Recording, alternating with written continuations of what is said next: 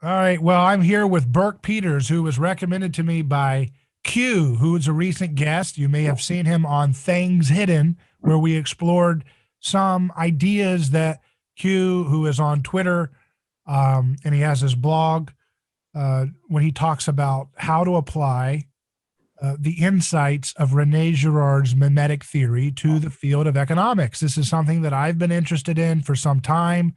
I It's one of those things that's a to-do list on my to-do list that I want to, having read a little bit of the Austrian school and some other stuff, and then a little bit of some of the folks who are in the field of mimetic theory who are trying to explain insights about economics using mimetic theory. I thought, there needs to be more done here. I see some real nice synergy that can map Austrian school ideas with mimetic theory anthropology and give us a better, more robust discipline in the school of understanding economics. So it is a great privilege to have someone who's been devoting a lot of time to this subject as a student of economic theory and as someone who's an accountant and a person interested in investments and how to do these things in a smart, practical way. Welcome to the program, Burke. Thanks, David. It's good to be on here. Excited to talk to you about some mimetic theory and Mises and Austrian economics and all that fun stuff.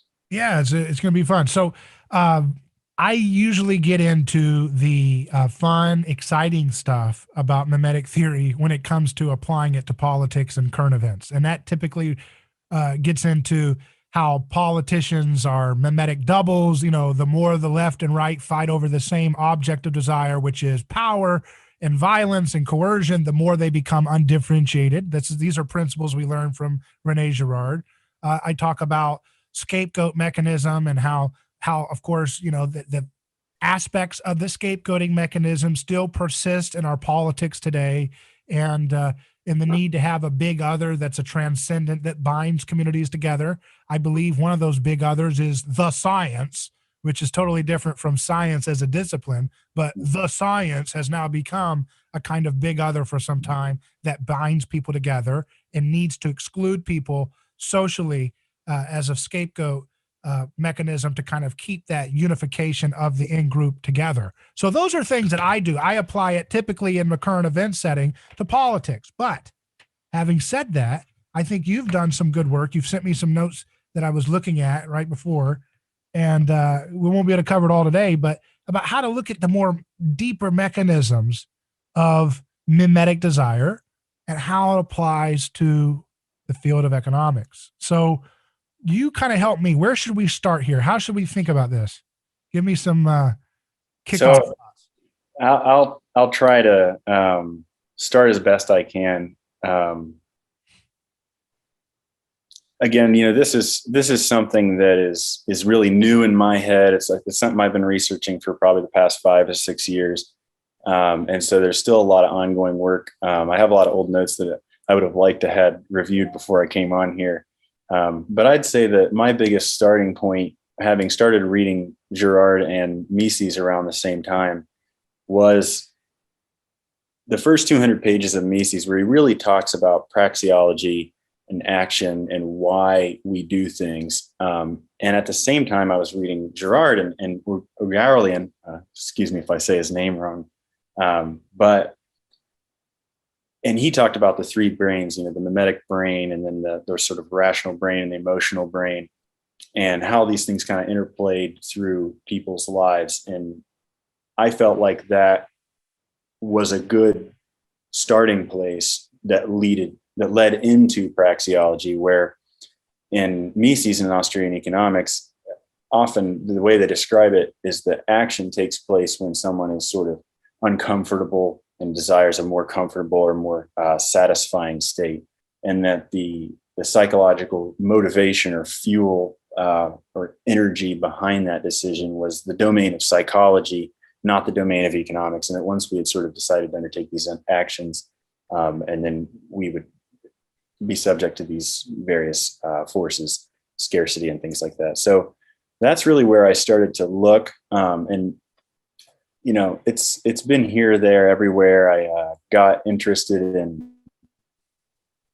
efficient markets, and because I felt like they were just sort of, something was wrong there. The efficient market hypothesis I was taught in school was sort What does that mean? Well, it's a hard, I'm sure somebody can give you a brilliant answer, but something like, you can't really make money in the markets and investing, and things are either random, or there's also, that's the random walk hypothesis is a component that I would critique as well. But the efficient markets is sort of the prices are going to converge where supply and demand meet. And generally that's true. Our preferences are sort of fixed and convex is the neoclassical view, where I think that based on some of the works of Andrea Orlean, another mimetic theory author, wrote a book called The Empire of Value. It's a great book. I love it. There's parts of it that I would disagree with. There's parts of it that I think are right on point. And he talks about how our preferences can vary with the degree of other people who own the same object. So something like Michael Jordan, like Jordan shoes, that the utility of that isn't just fixed and convex, like for us, that it can vary with the number of other people who are attracted to that object as well. Right. Interesting.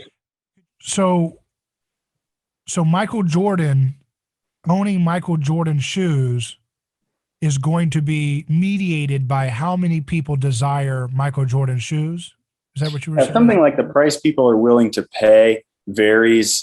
People are willing to pay insane amounts for shoes that are basically commodities, and something about the number of people. There is a level of scarcity because they do limit the number of shoes, Michael Jordan shoes, that they can create. But that creates a larger effect than what you might think, because of basically the mimetic effects of, they want to be like Michael Jordan. They want to be like people who have Jordan shoes, maybe more than they want to be like Jordan. Things like that. Just like water is abundant in some cases. But Voss water is $9 a bottle. Or holy water is highly valued for some people more than, other water, right? Right. So that leads us to the conclusion that value is subjective, right? Yeah. Value is subjective, but there's an element of it that's influenced by other people. So value is individually subjective. Yeah. Is that a way to put it mimetically? Yeah, I would say that. So there's an example, there's a couple examples from finance that I feel like aren't talked about enough that I really like, that are, to me, sort of mimetic economic examples. So one of them is, despite what anyone might think about Bitcoin, back in like 2017, I remember distinctly this interview that Warren Buffett gave, where he came out and he called Bitcoin rat poison. That's not an economic argument. It's not a financial argument. So it's not using the rational brain. So he is obviously tapping into the emotional brain, but there's another part of it that people look at Warren Buffett and they want to be like Warren Buffett because Warren Buffett has all these symbols of success. So they're always looking at Warren Buffett. So the mimetic brain tells them that he is who they need to listen to. And that allows him to just say something totally emotional, like Bitcoin is rat poison. And despite any sort of rational thought about Bitcoin itself, you could make easily a large crowd of people are going to basically just choose against Bitcoin without knowing anything about Bitcoin at all. Because he represents a generational, aspirational status that sort of an external generational mediator. Gen Z kids are not looking at Warren Buffett, but a certain generational set range views him as an external, almost transcendental mediator of financial success. So in the biblical term, he would be a principality in some sense. I don't mean that in a mean way. I mean that in a nation. He represents a nation. Yeah. Jesus talks about being his body on earth, and I think that is not something esoteric. It's something about human nature, that there are bodies of people that congregate around models of desire that we are influenced by, right? Yeah. And this kind of leads into more of an alternative to the efficient market hypothesis. There's an economist, Andrew Lowe, who wrote a book, The Adaptive Markets Hypothesis, which I found very interesting. I'm not a huge I don't necessarily want to get into a discussion of evolutionary theories too deeply. It can kind of derail things, but he has a model of economics that's sort of merged with evolutionary theory, which I also think can sort of be merged with mimetic, sort of a mimetic markets hypothesis, that he describes them as species, and that there's almost like a hedge fund species, and that there's these different groups of hedge fund species who are attempting different strategies in order to achieve the same goal of superior risk-adjusted returns. And that is sort of the same language. Like I actually think they're just models. They're not so much species that are just like all following the same protocol, but they all have the same model, and that defines what that species sort of means. And who's the model there? I mean, a lot of different people, but they're, for fundamental the collective investors, of the people running the principles of the hedge fund are the models. Well, those people themselves often have models. Warren Buffett is a big follower of Benjamin Graham. Well, Benjamin Graham's dead and gone, so he's an external model par excellence. You can't get to him. He is the guy who made all that money and who had this highly successful career. And Warren Buffett is probably attempting the same thing. And then so it's basically, as long as Warren Buffett doesn't lose a massive amount of money, he's going to die with this record of just being this untouchable investor. And for hundreds of years, as long as we have capitalism, people are going to be following Warren Buffett's method of investments. They've become abstracted, and obviously he was highly influenced by a great deal of people.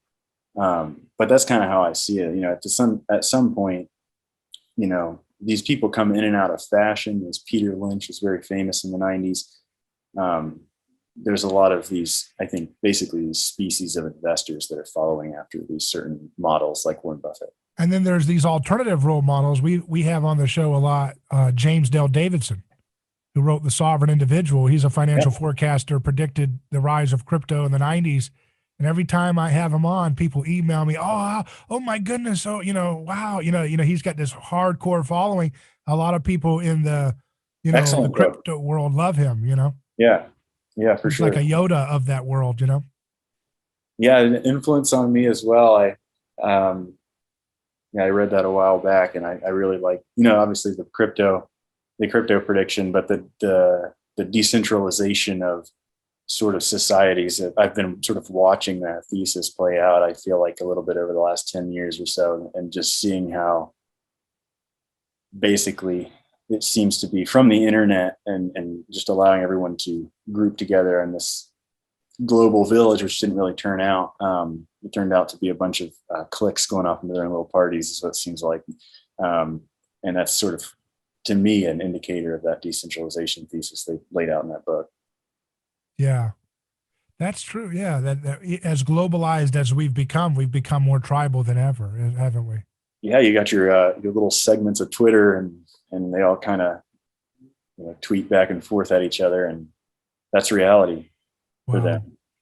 And then when you go outside, it's not quite as, there's a latency there. Tribalism is still there, but it doesn't seem as vicious and nasty. Maybe because there's not as much skin in the game when you're online, Yeah. You mean just like you can go into a Walmart and there's like, you're not going to see as much. It's getting canceled, Right. Yeah. We're sort of channeling it. Yeah, it's so interesting. So what about like the Austrian business cycle? Does mimetic theory have something to add to that? I think there is something there. There's I think his name is Didier Sornet, wrote a book on why stock markets crash, where he has a whole chapter referencing Andre Orlean and mimetic theory. And he's a very technical guy, and he talks about this earn problem. I think it has a lot to say about just hitting at an inflection point where suddenly we go the other direction. I guess in my mind, most of the positive feedbacks in markets are related to mimetic. If they have mimetic causes, I guess. But the more the negative feedbacks in the market are more of a response to what I guess you could call a fundamental event in the real economy. So I do think what causes the bubbles to form is more of a mimetic desire issue, but what causes the bubbles to pop is not as affected by mimetic desire. Yeah, so it's sort of a series of anomalies. We construct this narrative over time, and then a sort of a series of anomalies starts to poke holes in that, which creates basically an inflection point or a Schwerpunkt, the center of gravity, a point where like the ball starts to flip to the other side, I guess. Whatever that crisis point is probably more related to real economy, things poking their heads out, like coronavirus, things like that, that then cause this whole other mimetic contagion of panic. So does mimetic theory provide some insights into how the housing market bubble happened in the crash? That maybe Austrian school obviously was predicting this was going to happen, but then they get criticized for not having any time commitment to their predictions, because they don't like making time-based predictions. Yeah, I wouldn't really like making time-based predictions either. There's probably a whole angle we could approach on that. I think Jean-Pierre Dupuy has some interesting comments. He wrote a book that I really was influenced by, Metaphysics on the Tsunamis, on the Metaphysics of Tsunami, which I think sort of relates. Where we kind of construct this narrative. He gives the example of, he got, I think, pretty somewhat criticized for this, but he gave this example of the Fukushima Daiichi nuclear power plant. Like, sort of created this narrative around the power plant and around the location that basically allowed them to go forward with the construction, when just based on certain likelihoods of tsunami, things could happen. That I'd have to go. That's a deep topic, I think, but the event itself maybe isn't. It's sort of like a black swan. I don't know what we can really do besides maybe just try to understand the narrative itself and the flaws, I guess, in their own narratives that we have, and try to look at more like the subversive elements, if that makes sense. Yeah. Do you think that mimetic theory has some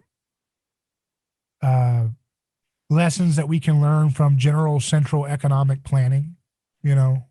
Top-down macroeconomic micromanaging of the economy, that mimetic theory adds to the conversation as to why that causes malinvestment and why that causes, the deformations in economic prosperity that people are experiencing. The retardation of wages and savings and capital formation.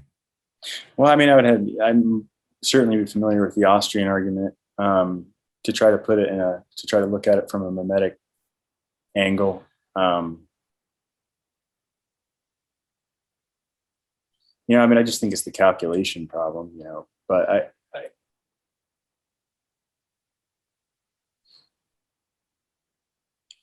don't know. I have a friend on Twitter, and I don't want to butcher his name or what he said, so I'll just kind of paraphrase him anonymously. But he was likening Israel and the 12 tribes as maybe a better model for actual human relations than a model with a king. And that when in Samuel, when God allows the children of Israel to have a king, he sort of says, he's going to be hard on you. He's going to be a harsh ruler.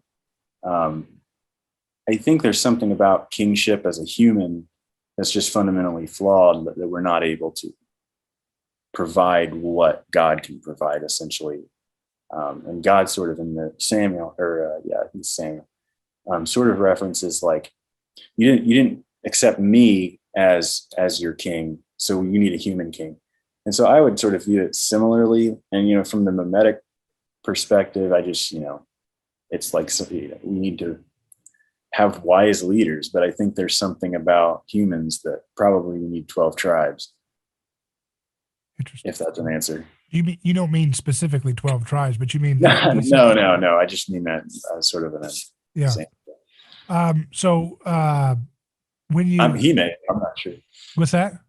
The guy I was referencing is actually a rabbi, so I'm not sure if he meant that or not. I don't think so, but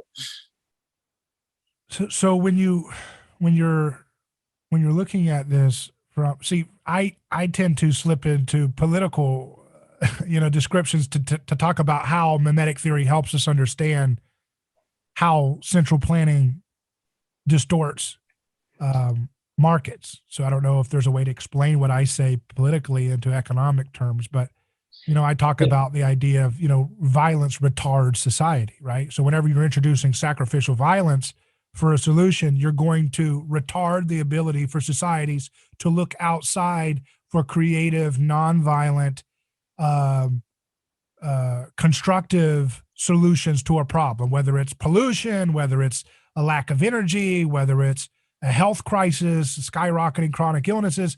When we're always looking to a monopoly of the use of violence to sacrificially mediate what those solutions will be, that violence will retard the ability for society to progress and to move beyond and to come out with, Galileos and so forth who are minority opinions who end up creating, paradigm shifts. Yeah. I mean, I would certainly agree with that. I think that there's something about needing to allow people to at least live. They might be wrong. Our narrative might say they're wrong, and like Galileo, they might not be wrong, but they might just be wrong. And I think it's worth that risk a lot of times. Certainly, I just wouldn't be willing to take the risk in the other direction. But I understand that it leads to a lot of difficult questions. Do you think that Adam Smith, when he said, they used to say that economics was a moral science. Do you believe that it's a moral science? Economics should be considered a moral science with Yeah, ethics? and I'm sure there's a really great answer to why, but yeah, just because I think I associate moral with sort of choices and action on Earth, and what should I do, and what should people do, more than, I guess, a scientific question. If that's the dichotomy, the scientific question, I think there are scientific questions of economics that can be answered with hypotheses. There's unstable relations and parameters in economic variables, as Mises says, and it's obvious from actual data. So I'm not like totally against data or calculation, obviously, but I do think that the Austrian approach of basically deduction and not necessarily giving time date based estimates and things like that are correct. I would, just I guess say I'm more of a microeconomist than I am a big picture political guy, and I think that does have to do with me being sort of non-violent, non-political, maybe more of a civil disobedience type of guy than I am trying to get people riled up to solve some gigantic problem through the state. If we want to solve some of those problems, I think we can build businesses to do those. I agree. And I think company is the most effective form of organization in the modern world. Get 5 people together, you can get some money, you can perform some services, and you can build a good or a product that can help solve real problems in the world. So let's do that. So how can we use mimetic theory? How can we study Rene Girard and say Austrian school, and from those disciplines, work on micro scale economic practical advancement and understanding of markets and so forth? Let's get into the pragmatic micro scale things. Yeah, I guess the easiest thing for me to spot is that like mimetic theory itself kind of gets a bad rap for being able to spot the bad stuff really easily. And that's what I mean. It's the same here. I feel like, it's like you look at every scammer and Ponzi scheme guy, and they're all using basically mimetic theories, advertisement, all these like different angles of trying to get people to buy into their fund, Bernie Madoff, all these things, that it's just so easy to spot out the bad. And I think there's a really great example of rivalry in the markets. So I'm trying to remember his name here. Bill Ackman, a big hedge fund manager, took a large position or short position on Herbalife. which he believes is a Ponzi scheme or pyramid scheme. Not Ponzi, I think he believed it was a pyramid multi-level marketing scheme, that it just wasn't any good. So he shorted it like $1 billion or more. Well, Carl Icahn, who's sort of a rival to Bill Ackman, hedge fund manager, saw that move, and he knew that sort of this multi-level marketing pyramid company is in a position where all that really matters is authority. If a bigger authority than Bill Ackman comes in and says, no, it's not a pyramid scheme, it's not a pyramid scheme.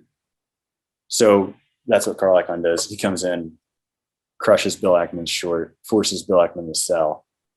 So at a tactical level, for like an investment manager, that is a mimetic lesson in mimetic theory that Carl Icahn knew, that just based off of like sort of the climate around the business and the media, as well as Bill Ackman's sort of personality as an activist investor, and then the anti-American sentiment of shorting a stock on the stock market, that all he would need to do is come in and buy a large position that would totally blow Ackman out, and then he could just turn around and sell again. Who cares about the long-term effects of Herbalife? Carl Icahn just walks out with a nice profit. So there's examples like that I can point out everywhere, I think, and they're more negative examples. And then there's just this entire effect of like, if you read Robert Cialdini's Persuasion, he gives a really great example of this lady who is selling jade jewelry for $5, and all she does is just marks it up to $20, and she sells more because it's more prestigious. So that, I guess, if you want a way to like look at how to build a business and do these things, I guess if you see climate change as a large problem, you can look at Elon Musk as someone who is very successful at creating a mimetic effect around a vehicle that supposedly helps with the climate change problem, and then has been able to really just hype that up beyond belief for a vehicle. So can we do that ethically and in good taste? I mean, that's the catch-22, isn't it? Right. Yeah. No, once you understand the mechanism of desire, most likely it's not necessarily going to help you. I guess it just can help you as an investor identify businesses that have gone beyond the pale and then they're nearing an inflection point or something like this. You can possibly help markets become a little bit more efficient as an investor. I think that an investor is something where you really have to have a long conversation to decide if that's an ethical thing to do. Doesn't seem like you're doing much, but in terms of like money right now is a big question, right? Elon Musk is a big mimetic role model for people who, younger people who, don't want to have anything to do with the stock market and the dollar and everything like that. So they don't want to get into gold. They can't afford gold. Right. And then Elon's come out against Bitcoin or whatever, or whatever he said. I don't know the particulars of the thing, but how does that play out? Like, what's the mimetic insight for money? Gold and silver. Yeah, I mean, crypto, fiat. I just think it's a feedback. It's sort of like the use of the QWERTY keyboard. There are better keyboards, more efficient keyboards to use. QWERTY keyboard isn't necessarily the most efficient, but it's what caught on. It's what everybody else uses. Similar to language, there are more efficient languages probably than the English language, but we all use it because it's the most helpful for communicating. So money is sort of a medium for communication. And then there's obviously like these effects that happen to that when you print more of it. And when you have cryptocurrencies like Bitcoin, shouldn't be able to print any more of it, so should have a fixed amount. So we should solve that problem along with various other problems related to electronic currencies. I guess I don't know what I think of Elon's reasoning.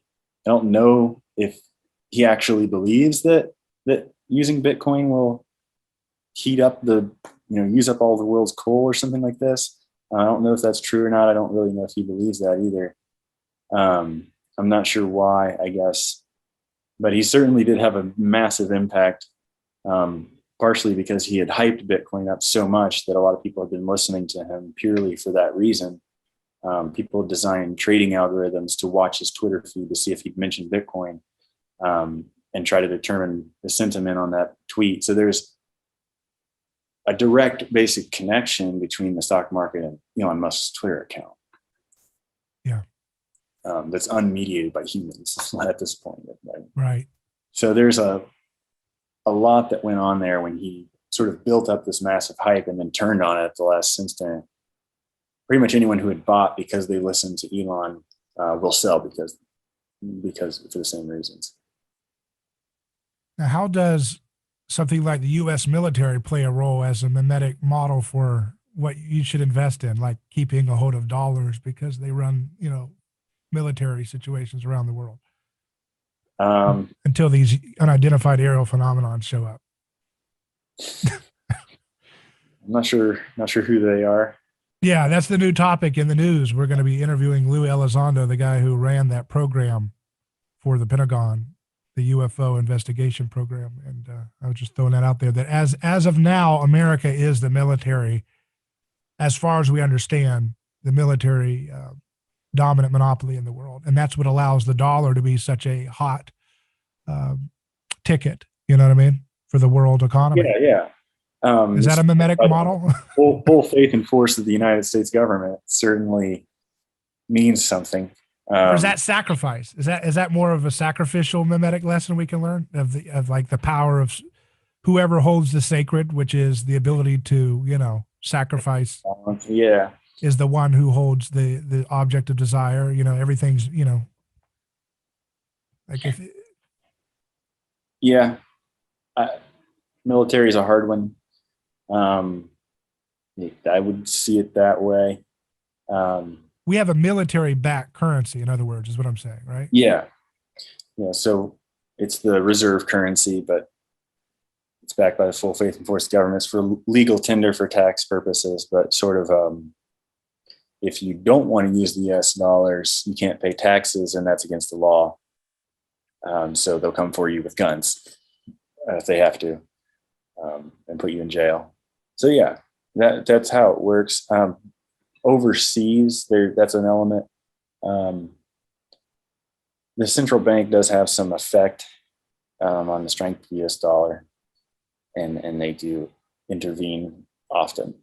So it's also a sort of a stalemate, like a Mexican standoff with other central banks in the world. So if they're all reducing their rates, then if you can reduce your rate too, or something like that, or if you keep yours the same, that has a certain effect. So it is sort of a game for them. And I don't really think you can fight that as a business person. You're just not strong enough to fight the United States Federal Reserve. So that's a huge element of control too. So knowing that you have these powers and principalities that are playing a game that's beyond your control, how should one, from a pragmatic standpoint, act economically in a way that can be sustainable? You have the traditional. Yeah, I'd hedge my risks. What's that? I said I'd hedge my tail risks. So yes, I don't know when they're going to make their moves. I can estimate based on certain conditions that I know they use to estimate conditions. So I can kind of try and think about how they think about things. But that's really the best bet you're going to get. There's people who are watching every tremble in the Fed chair's voice for some sign that maybe interest rates will rise. Sounds like poker. Yeah. So yeah, that's pretty much what it is. And you're not really trying to fight them. I guess, Mark Spitznagel is a great Austrian investor, says you should try and jujitsu the Fed rather than fight them. Yeah. Try to use their weight. That's what you call the Tao of Capital, right? Yeah. Excellent book. Man. And there's a lot in there that I think, see, in my mind, I automatically go to that book I just got a hold of called Christ, the Eternal Tao. Yeah, I've heard a lot about it from Q. And then I think about mimetic theory and the insights that Girard gets from the Gospels and then the Tao of Capital. And I'm like, man, how does this all fit together? I think there's something very interesting here. Like it's like touching an elephant in the dark, the whole saying. You're like, there's something here, and I don't know how to put it all together yet, Certainly. I definitely, yeah.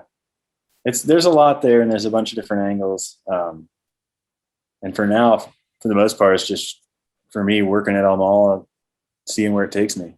So what would I you think say to what would you say to someone who, going back to the economic theory and praxeology and Austrian school economics, liberty, what would you say to the person who's a casual fan of this world? They're a conservative or libertarian or whatever, and they like Austrian school. They've read a little bit about it, not you cut super out there. well versed in it, but they, they have an interest in this field. What would you say? What are some things that they can learn and add to their toolkit of knowledge with mimetic theory, going back to that starting point where we started? Sorry, you cut out there for a little bit, but it just real quick sped me up on it on the audio. So if I heard you right, if I was to introduce or give some people some recommendations that were just getting introduced to mimetic theory and well, just like for folks who are, because see, some of my audience are fans of mimetic theory, and some of my audience is more like a libertarian who doesn't really know as much about mimetic theory. And I'm saying, what are some really key insights that you can tease out for people briefly here as to why mimetic theory needs to be part of their study and integration into their understanding of economics? Yeah. So Austrian economics is great. It's going to give you a lot. And I think that if anybody who's read Human Action, the first 200 pages where he talks about epistemology and how we come to make these decisions, there's a lot that can be learned from understanding how we are affected by other people in our decision making. And you'll be able to, in my mind, make sense of a lot of economic phenomena that happen that seem like just sort of crazy, like irrational, can be made rational and can be understood. Things like the tulip mania, we call it a mania, and it seems irrational. And to an extent, looking back, it is. But at the time, if you know that if I buy this, and that means 10 of my friends will buy it because they saw that I bought it, and there's this network effect, things like that, it can start to make a lot more sense in these cascades and these large and fast movements in the markets that I often see fundamental analysts and more classical approaching Austrian views sort of tend to be at a loss for words as to why these things are happening. Taleb is an excellent read, and I think that Taleb has read Girard. I don't think he talks about it, but I think he has. I think that does have an influence on some of his views, and I consider him to be somewhat of an Austrian as well. So there's a whole lot there. I think there's a lot that can be said just about, I would also want to mention external versus internal mediation, if you can get familiar with what that means, and understanding how some role models or some strategies or conventional ways of approaching investing or economics are really there because there's some external model that gives you a lot more of an objective insight. You're not in direct competition or rivalry with this person. You don't have any reason to just be like, this person's wrong or this person's right. That comes really hard. Most of economics is highly politicized. But I do think it's possible. And I think it also— an example of an external model? Yeah, well, I mean, I gave you one a little bit earlier with like Warren Buffett as an external model to a lot of people because they're never going to meet Warren Buffett. They're never going to get into conflict with Elon Musk. Yeah, these guys are external models, and they allow people to feel like they're being very objective. And that may or may not be true, but it is an external model. Okay. How does it allow people to feel like they're being objective?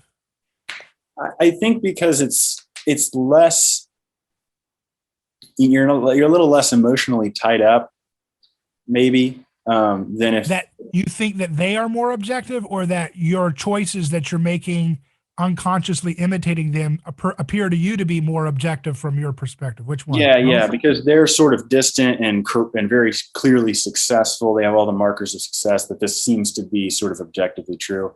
You can also, like, if you read these books where like multiple very successful investors are all saying the same thing, like, I do think there's a degree to which that is objectively true. It also definitely makes you feel like you're objectively true. but I also want to just contrast it with internal mediation, where for Warren Buffett himself, there are other people in his life who are also investors who are in competition with him, who he is in internal mediation with, that also influences his, decisions and his objectivity. It might be kind of a hard one. And internal mediation is connected to envy. Yeah, you're very close together. You're more likely to run in the same social circles. You're both pursuing the same goal, sort of like beside each other, like running after the same thing. I see it as magnets a little bit, like, opposite charges attract and like charges repel. So when you feel like someone is too close to you, you're going to have friction. You're going to be repulsed, But when someone seems so far away, it's like it's the opposite of you, so you're attracted to it, like a magnet, Yeah. So that's also sort of Mises. You feel something of lack, and you see an object with a person with metaphysical being that you lack, and you need that, and that's just mimetic. And that's the same as the grass is greener on the other side, and good fences make good neighbors, and all these things are touching on that economic truth, right? Yeah.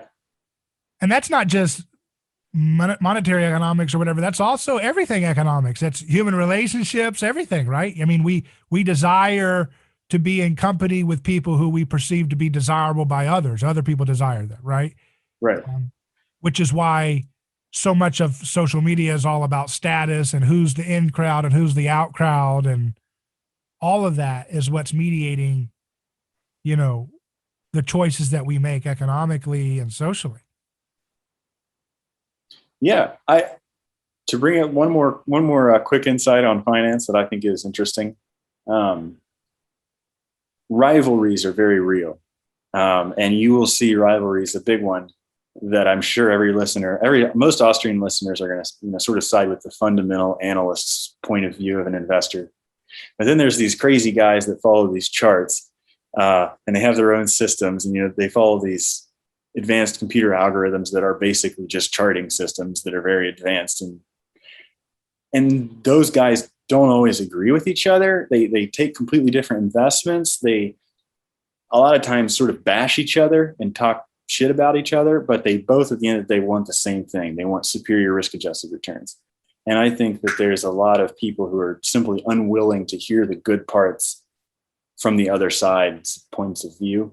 That, in my mind, the positive feedback's point of view and the negative feedback's point of view. So the people who are very interested in momentum and those types of trading strategies are very interested in more of the mimetic positive feedbacks. And people who are on the fundamental approach tend to view themselves as very scientific, very objective, focused on negative feedbacks, the impacts between the real economy and the stock market.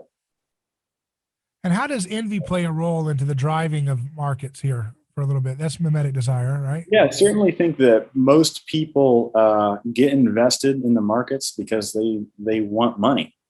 They don't want useful goods and services so much as they want money. Money, for a lot of people, is more useful than anything you could do with it. We live in America, for example. Everything that we have is very excessive. House is way bigger than we need. Cars way bigger than we need.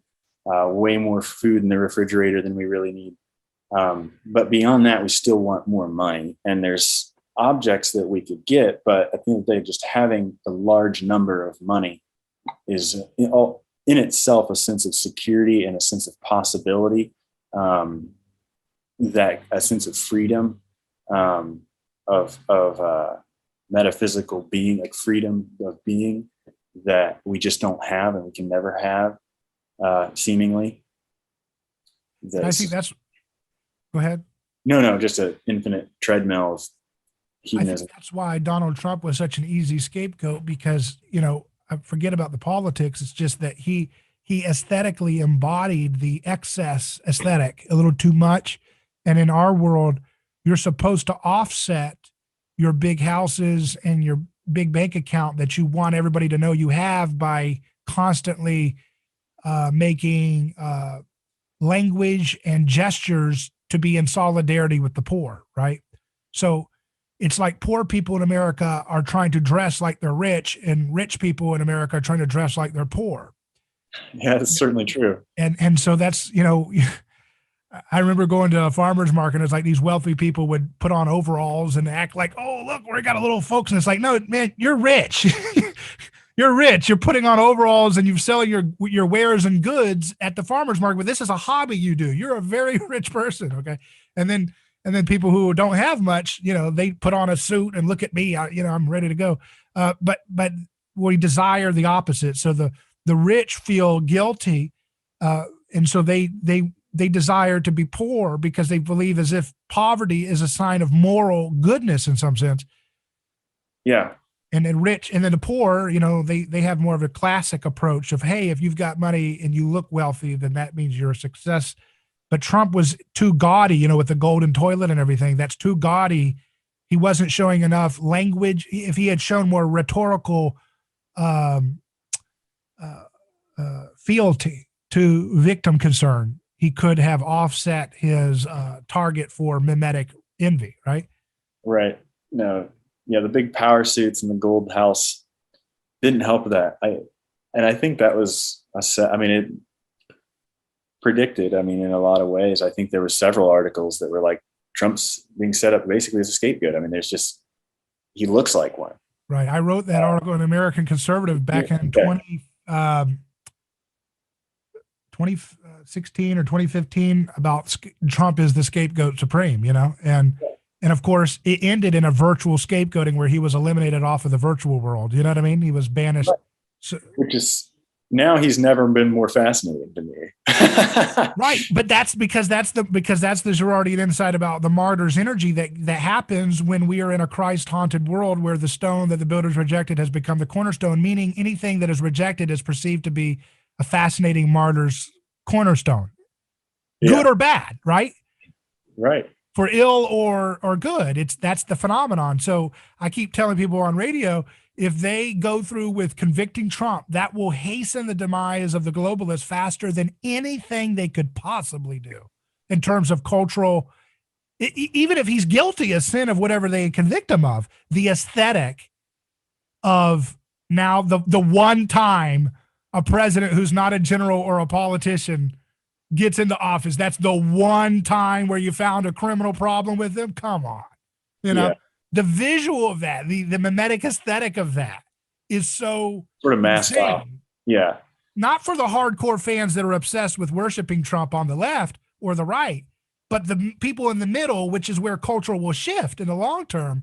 If the victim garbed globalists want to discredit themselves faster than anything in the world, put Trump in a conviction and you're done. It's faster than you could possibly imagine. You really will be. Not in the big picture of it. You're going to accelerate the globalist discrediting faster than anything. The best thing the globalists could do if they want to have prestige is to put him all on social media and bring him all back into the fold and just ignore him as much as they could. But they can't because they're locked in mimetic rivalry. And so to their own demise, he's the stumbling block that's going to end up destroying them even further. And he's still writing these little letters from Donald J. Trump. It's like letters from a golden jail, He didn't just die. Like he's still out there, and something's going to happen. It's so loaded. Something has to happen. I don't see how it can't. It's like Obi-Wan Kenobi said, if you strike me down off of social media, I will become more powerful than you could possibly imagine, Right. And he is the most famous man in the world. And I don't think there's any dispute of that. So it's like sort of a problem when Joe Biden, like nobody knows that guy. It is a very funny thing when you really think about it from the big picture. It's like the most famous man in the world has been banished off of the face of television and the internet. Right. This can't go in a good direction for the people who've done this to them. How is that going to turn out? I don't know. But this is one of those things that mimetic theory just makes so super sharp and clear for people, right? When you understand it, because this idea that Jesus says, I am the stone that the builders rejected, and the stone that the builders rejected has become the cornerstone. And this is like, maybe give me a better word than meme, but it's like a meme that is like infecting everything in our culture today. And so anything that is perceived by the culture as a stone rejected takes on a cornerstone like Foundational quality. Yeah. of mimetic interest, right? Now people say that, and they'll say, and I've had people object, and they've said, well, look at like Alex Jones. He was banished off of all social media. That kind of hurt his numbers and business, but I don't know if it did, because he's kind of been resurrected as this kind of like more edgy, interesting, cool.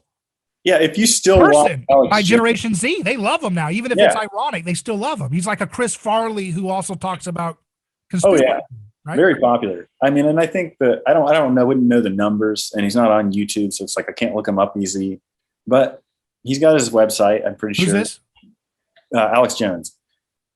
He's banished off of YouTube, but he's on all the other people's accounts. You know, yeah, people upload. He's got content. I'm sure he's not doing poorly in any way. But again, like you said, like I don't know what's going to come of that. He's been executed. But today, when we get executed, we don't die, and so it's like there's this layer of reality that is social media that he's gone from. But he keeps poking up his little head, and same with Donald Trump. And I think that at some point there's got to be you can't have the most famous man in the world. You know, bring it back to Trump. I don't see how you can just cut him off the internet and that doesn't someday come back. And that head doesn't come popping back up sometime. I mean, he's an old man, so. But there's an economics to this. There's something about this idea of prohibiting an object. Like, yeah, it's prohibited. So it's like, now we want it. It's desirable to us now to have Trump back, to have Alex Jones back. So there's like a black market for Trump now. Yeah.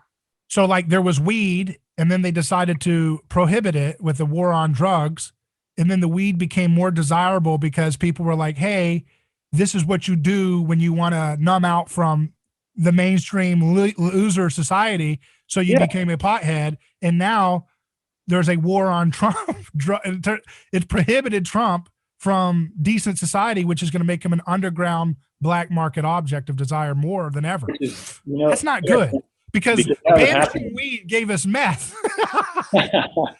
So banishing Trump is going to produce, if that's weed, it's going to produce something called meth. And that's scary in some ways. Jeez. Yeah.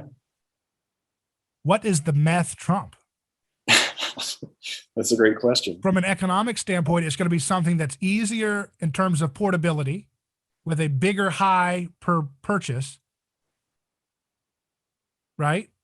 And I'm saying this socially too, that whatever the new thing is, whether it's a movement or a figure or multiple figures, is going to have a more bang for the buck in terms of rhetorical and cultural power. Oh yeah. Yeah, I see what you mean. You see what I'm saying here? Because we want it now, you know, and right, we don't people have who to don't even care about Trump. The more they banish him, I'm telling you, if the globalist, liberal, neoliberals want to listen to me, the worst thing you could do for your movement is to put that man in handcuffs.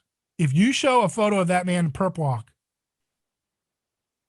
it's not about like, oh, the right's going to be more powerful. You're just going to discredit the whole project of the Mickey Mouse world of globalism, because it's just viscerally so against the concept of the stone the builders rejected. We perceive scapegoats and misfits and outcasts as the place of where all cultural energy is, because we're haunted by the cross.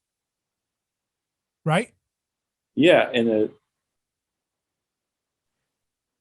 there's got, yeah.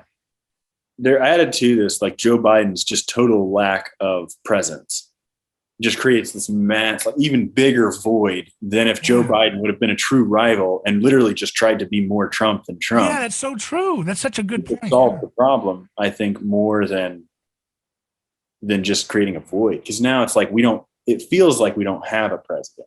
Because I mean, there's a few things he does. You know, he commented on that. But he's nowhere near in the public eye as Trump was. And so it more feels like a void than anything. Right.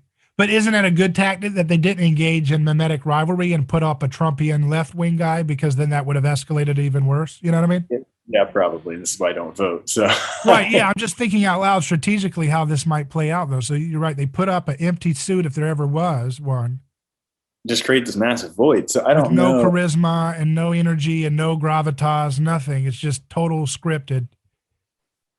Yeah, So in terms of market differentiation, there's a big differentiation there. He's an algorithm. If we've ever been ran by an algorithm, Joe Biden is a hologram. Prove me wrong. Right. I think is what someone said on Twitter.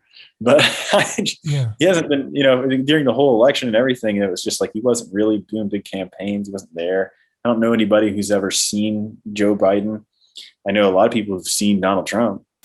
Maybe that's where I live, but in Ohio, we voted for Trump. So, wow, I do think that maybe my environment is a little bit different in some, but so interesting. Yeah. So the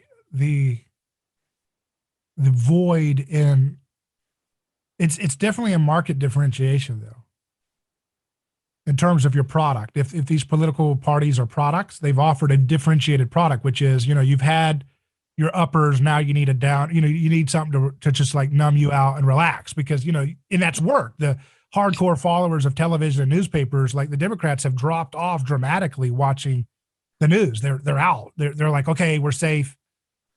we're done. Please arrest Trump and I'll be able to sleep completely safe at night. And that's all. They're good to go, right? Their boogeyman is still lurking in the shadows, which they're terrified of. But generally speaking, they've kind of turned off paying attention, except for like the vaccine thing or whatever. But other than that, I don't know if you've seen some of Joe Biden's like photo shoots that he's done, where he's in like these old classic 60s cars and he's wearing like blue jeans. Those started like the day that he won the presidency, or like the day after, and they haven't stopped. And they're all very like poppy colors, unreal, like sort of a magazine Coca-Cola ad style feel. And it's just, to me, seems like the whole presidency of the Coca-Cola ad. You're just sort of, you got this guy who's supposed to say these lines, and otherwise he sort of looks good and he looks presidential. But there's the other people are making decisions. He kind of just comes in, signs the dotted line. And that's where I see that, some people are terrified of the critical theory and the McWokeism, what I call McWokeism. But I see that as a sign of late stage neoliberalism is on its way out, right? Because it's like, it's kind of like how in the Cold War era, fundamentalism Christianity, the moral majority, Jerry Falwell, Dr. Dobson thing, that became really powerful. And everybody was like, oh my gosh, our whole country's ruled by these iron grip fundamentalists. But it was like they were really loud on their way out of power, right? And it feels like the same thing's happening with what's like McWokeism to me is like fundamentalist political correctness. Yeah. Political correctness was like mainline denominational Christianity, and then it devolved, and then they become like it's not strong enough. It's got enough. It doesn't have enough caffeine, so people then go to the fundamentalist versions as those mainline churches become irrelevant. And that's where I see this leftist kind of liberal whatever project is that it's like they had their mainline political correct institutions, and they didn't have to preach so much. Their values were imbued into everything, very clean and pristine. That's why films in the 80s and 90s didn't feel so preachy, but compared to movies now, the fact that they have to preach so much overtly and it feels so. Yeah. No, I didn't thought about that, but that makes total sense because I watch a lot of 80s movies, action movies, different things like that. And I was thinking about the movie Red Dawn. They made the movie Red Dawn back in the 80s, and they made a remake. And I thought it was interesting. The reason they made it the first time was probably largely related to the Cold War and some sort of propaganda about the Cold War, but just to notice the massive change in tone, and also kind of ask the question of why did we need a remake of Red Dawn? And I'm not sure when it was, 2011, 2012. And it was a very different tone. And like you said, there's just the preachiness, especially in the last 2 or 3 years, it's really accelerated. And I think it's accelerating, certainly, and that they feel like they have license now to sort of get revenge on sort of the Trumpian era of anti-political correctness. and Trump hats, and so they're going to sort of shove it down our throats on Amazon Prime and Netflix. But I liken it to, kids who grew up in evangelical fundamentalism. They watch shows like Bible Man and VeggieTales. Oh yeah, VeggieTales.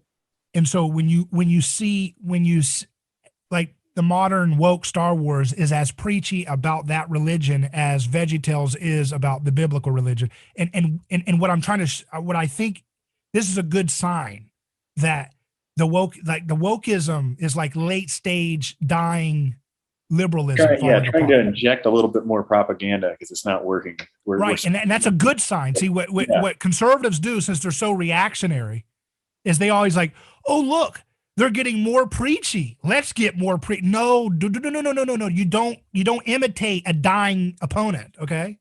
Yeah. You don't imitate. If he's going, you don't go, oh, okay, let's do that too. That's how we'll win the fight. It's like, no, stop, please.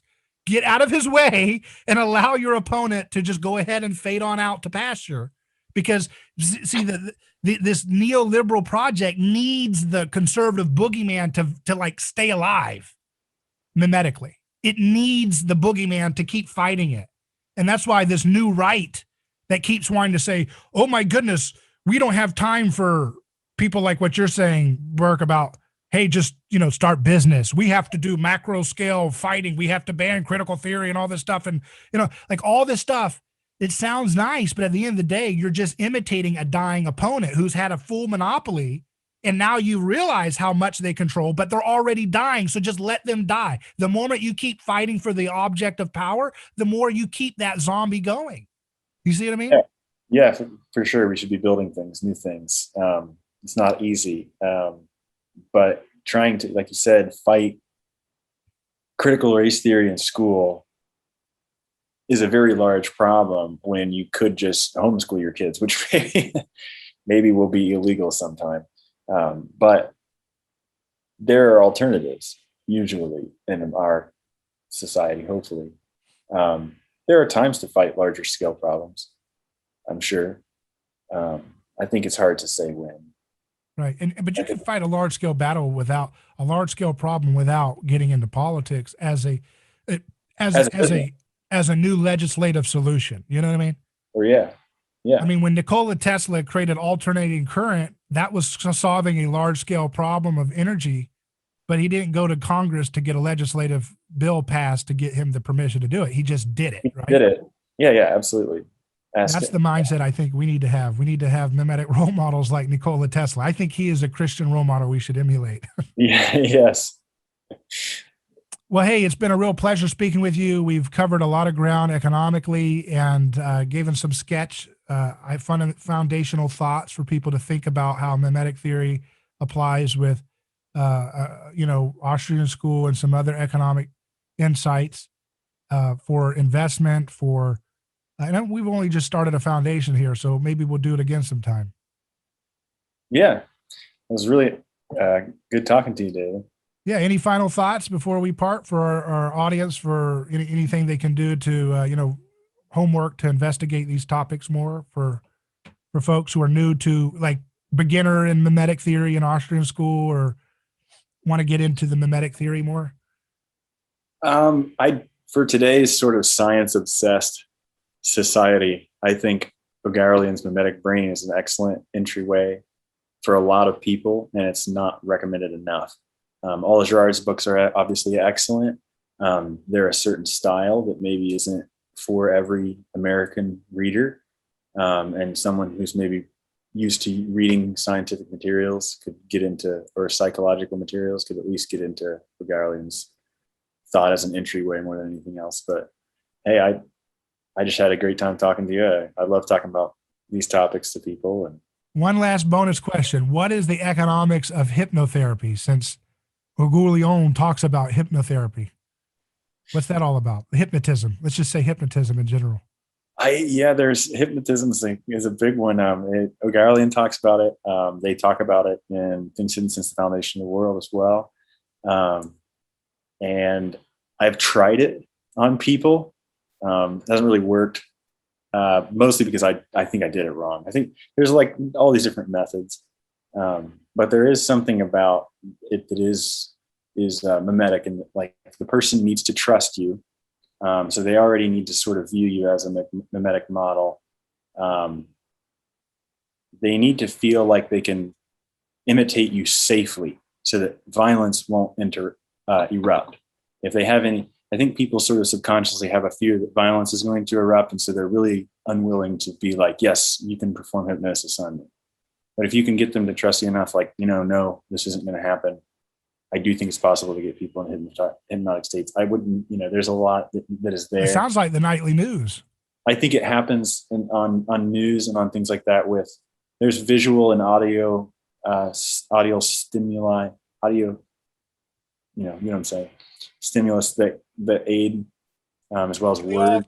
Every time you do hard news, they talk in a different way. Like if you watch, political pundits like Maddow and Hannity, they talk in a different tone from the hard news anchors. But the hard news anchors are really where you get a lot of persuasion deeply into you, because they do the whole, in other news, absolutely. But also Maddow and Hannity don't talk like that. You know what I mean? The breaking news segment where this like big visual kind of comes in, and pulls it back and then spins and kind of like, you know what I'm saying? Like there's this big visual, like ESPN, dun, dun, dun, and then it like pulls into these very authoritative people sitting high up. Fox News alert, that thing. There's a lot. Yeah, absolutely. So then that could lead into financial media, news media, and all these because things. It's like it conditions you ritualistically, like, oh, something important's happening. And then they're like, oh, in other news today, Joe Biden says the economy is getting back better. And you're like, oh, yes,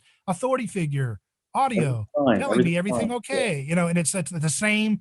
And they do that same style of speaking that, again, the pundits don't do. Maddow doesn't say that. She talks like an argumentative, and did you see what President Trump did? It's like, okay, we know your opinion, but the hard news stuff is where real persuasion's happening, I think. Yeah. And it's very mechanical compared to the very emotive, opinionated Sean Hannity type stuff. And the dispassionate style of hard news is way more persuasive than the emotive. In a way, it creates more of a consensus probably than the argument to create a division and a distraction and an object of, look here, pay attention. It does create a lot of attention. But if you don't want something, you want something to be heard, understood, and complied with, but not necessarily paid attention to, sort of like a stop sign, something that's just sort of there. So all the persuasion action is happening on the hard news, audio, like radio and TV, because the opinion pundit shows are more about preaching to the choir and catechizing and reinforcing the values to the choir, to those who go to church every week, who are really sold out believers. But for the moderate middle, where all the cultural things are, because they're the ones that are kind of going to whichever tribe. They're running as a herd to the tribe that it's in fashion, right? And that's going to be set by the persuasion of hard news. Absolutely, yeah. At the end of the day, it's sort of that even-keeled center line they're trying to portray. Wow, so interesting. Man, really great stuff. Thanks for coming on. Yeah, no problem. Anytime. Love to